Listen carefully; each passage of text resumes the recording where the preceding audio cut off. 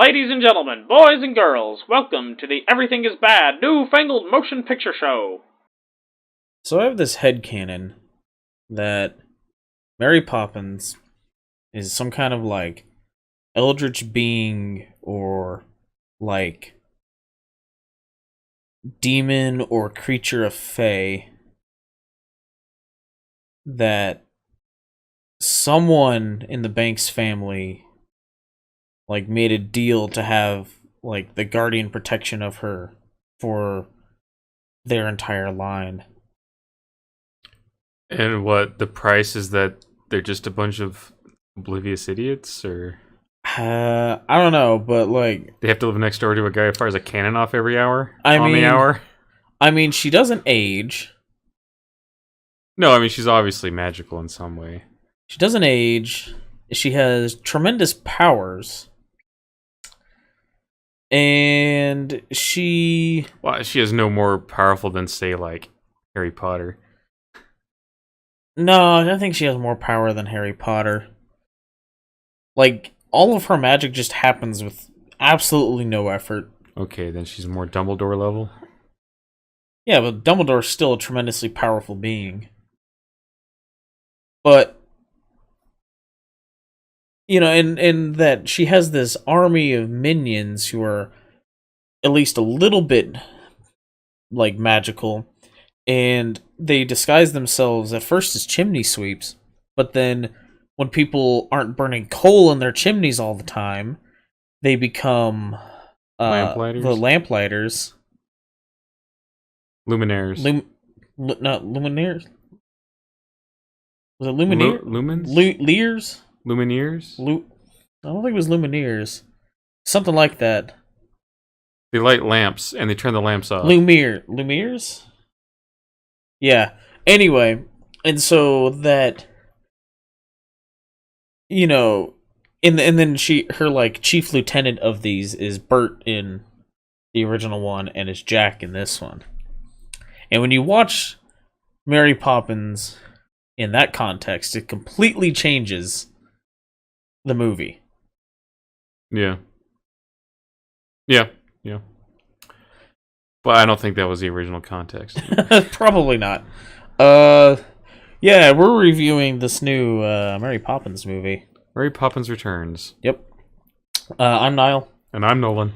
And we'll give you a spoiler-free review, which, I mean, if you don't figure out the plot point that's a reveal in this very early on in the movie, then shame on you. I will say though, when they did reveal it, I was just like, their dad's an idiot. Yeah. But we won't get much further into that until the spoiler bit.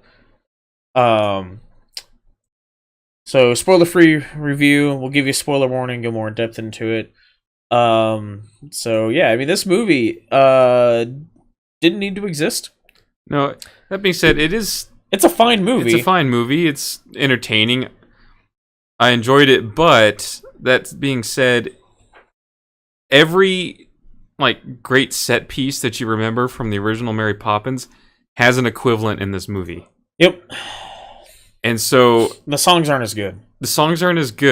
Not that they're bad, but you know, it's just the same thing, just a little bit different. I mean, the first Mary Poppins, the original Mary Poppins movie, if you watch that movie and aren't humming the songs from that movie the rest of the day, there's something dead inside of you.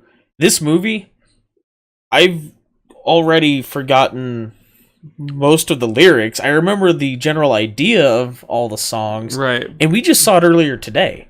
Yeah, there's a few songs that I really did enjoy the musical numbers for the most part in them. There's some that are kind of could do without that. There's one that is objectively the best.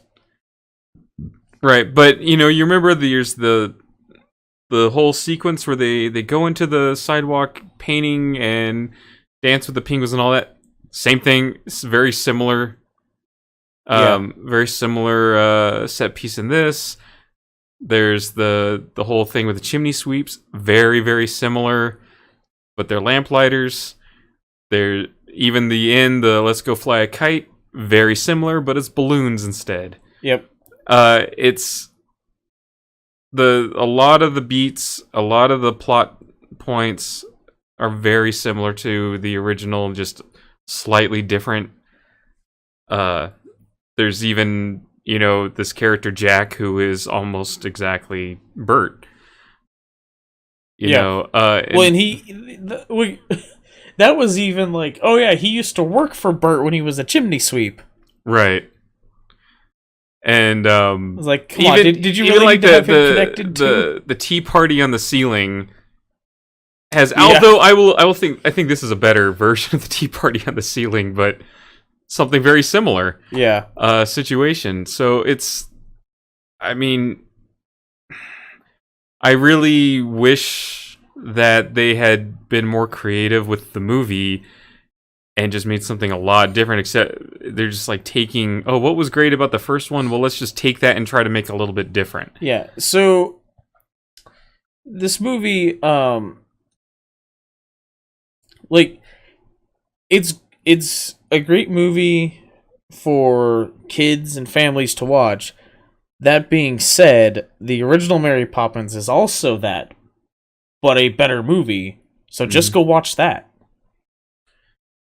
But if it's not like there's some kind of like crazy deep plot that you have to find out the next chapter of.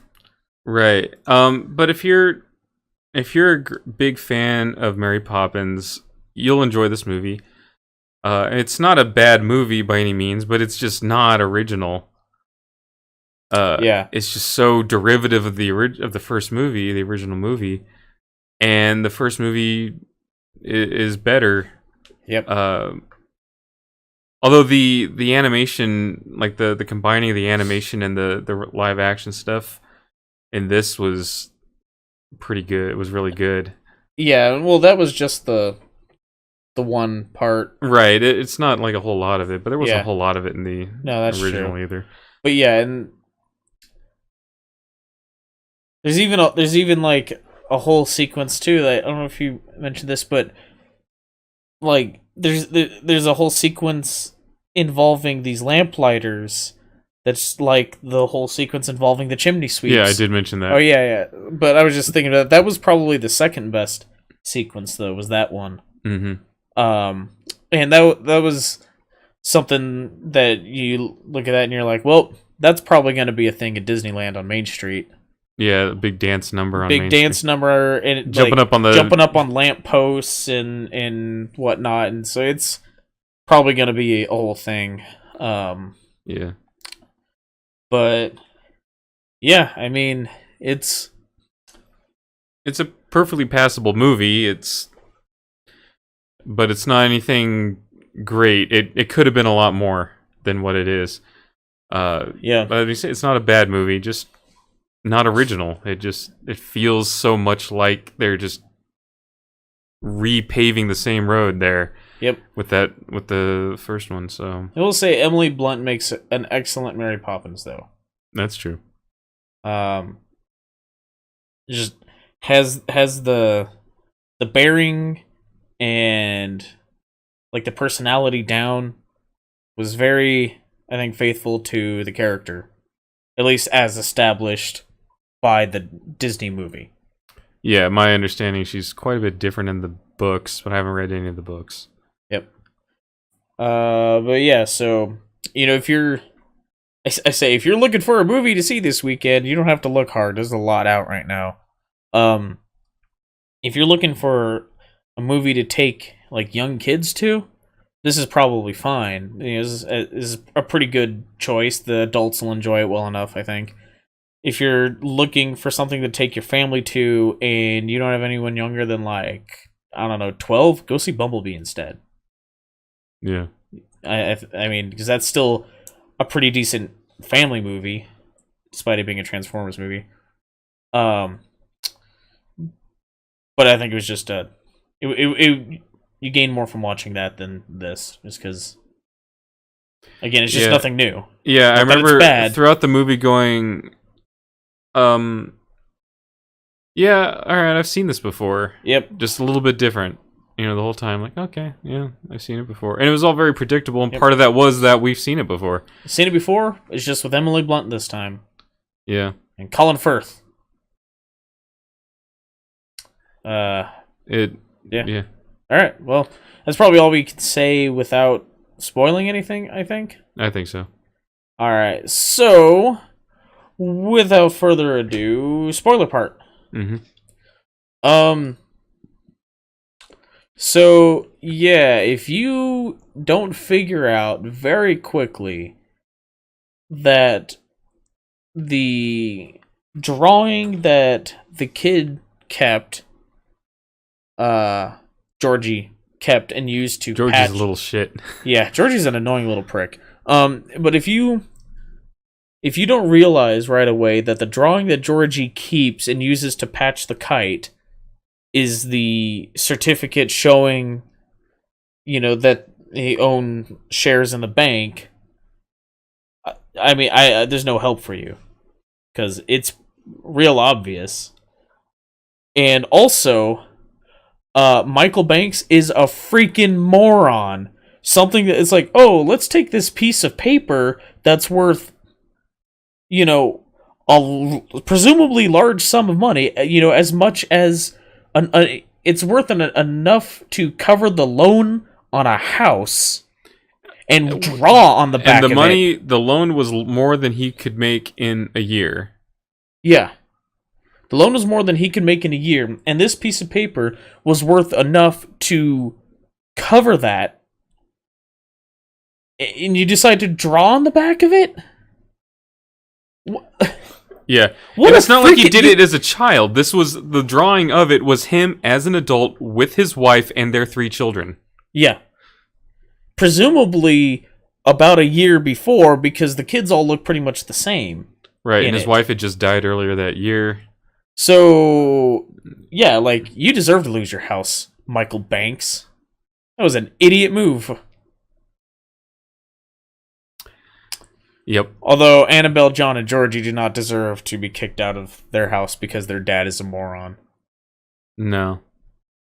But yeah, it was,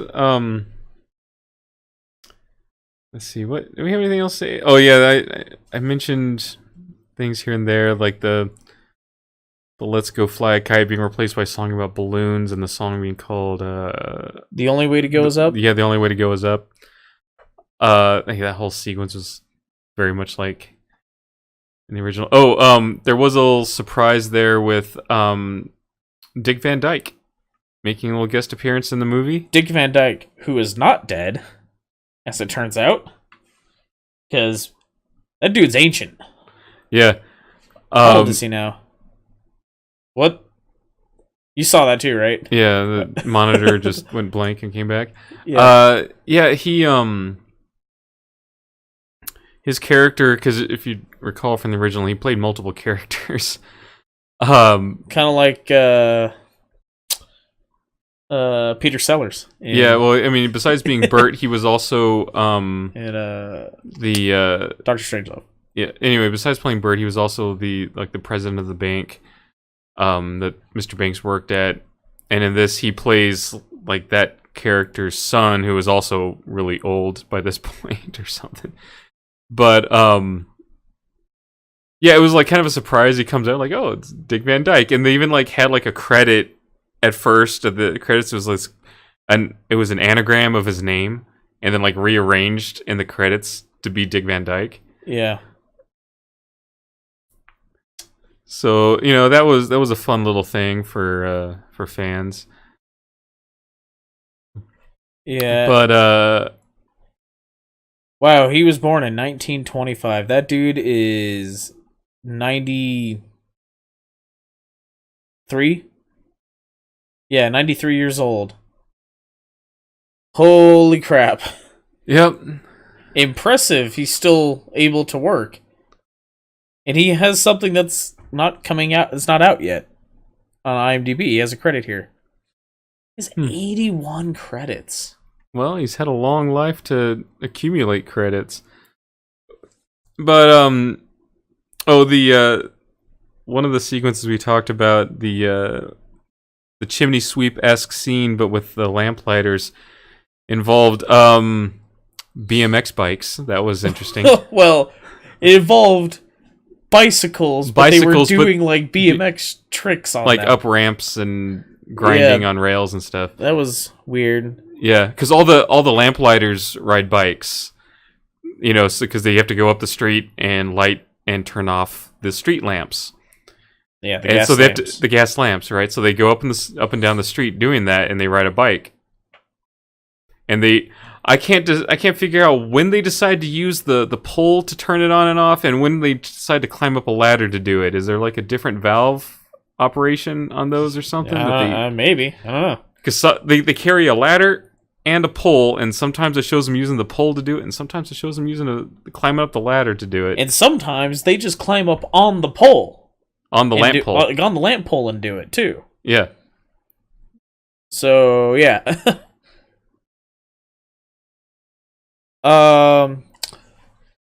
Yeah, Meryl Streep was a gypsy. Yep. The other scene I really enjoyed, though, is when they go, the scene that the sequence that mirrors the going into the chalk drawing is where they go. Their mother had this prized bowl. Yeah, this China. Yeah, this China bowl. It was some brand name of China. Right, but there was a painting on it, and it was glazed and everything, and so they go into the painting on the bowl. It was a decorative bowl.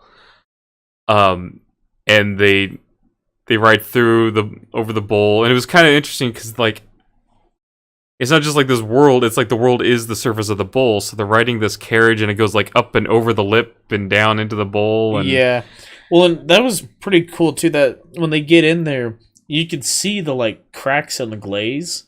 Yeah. You know that like China gets just from heat stress or whatever, gets all like that spider web of little cracks just in the glaze layer, and like that. Yeah, that's like in the background. That was in the background, and their outfits all looked like they were like hand drawn or painted, you know. And yeah, but they go to the show, and then Jack and Mary Poppins.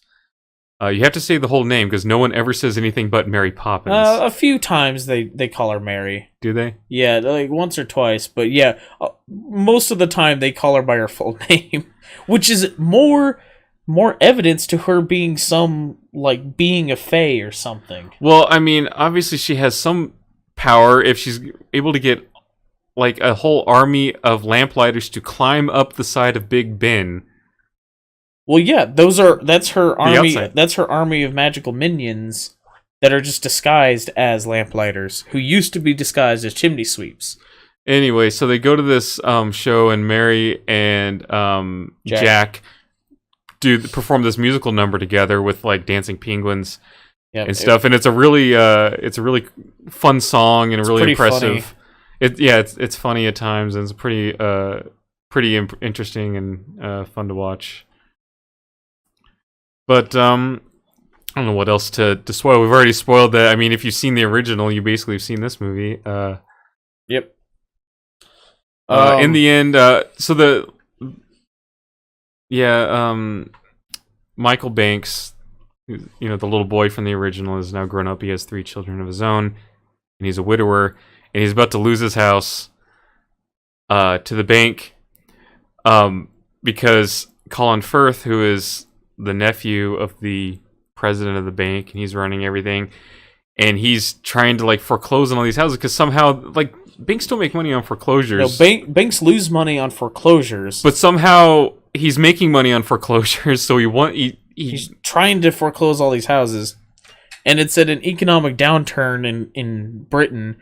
So it's not like he can turn around and sell these houses, right? But so what he's doing is he's giving out these loans, and then if you're late on a payment, or 3 months late, he's 3 months late on a payment, rather than like pay up to be full plus a fine. He's demanding full payment on the entire loan, regardless within 3 days or something. Yeah, regardless of whether or not you have the means to pay up to, what right. you That's owe. not usually how loans operate from banks. No, they'll kick you out and foreclose on your house if you miss payments. But if you miss payments and before they foreclose on you, you go, wait, here's the money I owe you for the last few months. Here's some money. They'll take the money and be like, all right, you still owe us the rest of the loan plus a fine. Right. For being late. Because they don't make money. They make money off of you paying back a loan with interest. They don't make money off of giving you a bunch of money. See, they would in reality, they would rather you make your payments in monthly installments than pay everything off at once because they make more money because of the interest gained. Right. So they would rather you, okay, pay me a little bit and continue to make payments. Yep. So foreclosing on the house, it doesn't make any sense. I thought maybe he wants to live at that house for some reason, although that house would be a hard sell when you have a neighbor who fires off a cannon every hour. On the hour. On the hour. So anyway, that's my gripe about the plot. That made no sense. Where is he getting... Let's see... Yeah, God, where is their neighbor getting, like, about 10 pounds of black powder every day? From the basement. I mean... Bring it up from the hold! Yeah, bring it up from the magazine. Yeah. But, yeah, so... yeah, there's that. There's Mary Poppins Returns. So when he has, like, a visitor who wants to use his powder room, it's a very different... Yeah, connotation. It's like a Looney Tunes sketch. Yeah.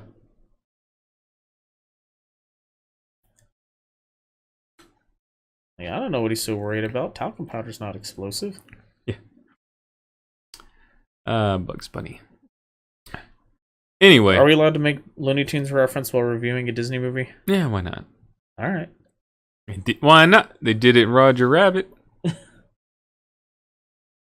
So yeah, all right. We've got coming up after this. I don't know what order things are being released in total. This weekend is Bumblebee, Mary Poppins Returns, Aquaman, and Welcome to Marwen. That's all this weekend. This Christmas weekend. Why, it's Christmas weekend. And the next weekend, last movie weekend of the year is Vice. And starring Christian Bale. Christian Bale, thank you. Yeah, Vice starring Christian Bale. It's once again, it's another installment in Hollywood tries to kill Christian Bale. He does it to himself. Yeah. Got fat again. And then Stan and Ollie. So that's what we got at the end of the year. After the new year, A Dog's Way Home comes out, which we're excited about because it means we can stop seeing the trailer. And by trailer, I mean, the whole movie. Yeah, the whole movie. Once you've seen that trailer, you've seen the whole thing. Yeah. We might be seeing Escape Room. I don't know. There's not a whole lot coming out in January. It never is. Yeah. I'm curious about this movie, Replicas, just because it has Keanu in it. And I like Keanu. Oh, yeah, we saw that trailer for that once. Yeah. Glass is coming out, and that looks pretty decent. I feel like we should see Split before we see that, though. Yeah. The Kid Who Would Be King is coming out, which is also exciting, for it means we can stop seeing the trailer. But that's about it in January, man. Lego Movie in February is like the first thing that we're really excited about in 2019. And then Alita Battle Angel and How to Train Your Dragon 3. So that's what we got coming up. If any of that is of interest to you, go ahead and subscribe to the channel, like the video. You know the drill. Yeah, so until next time. Yeah, bye. Thanks for listening.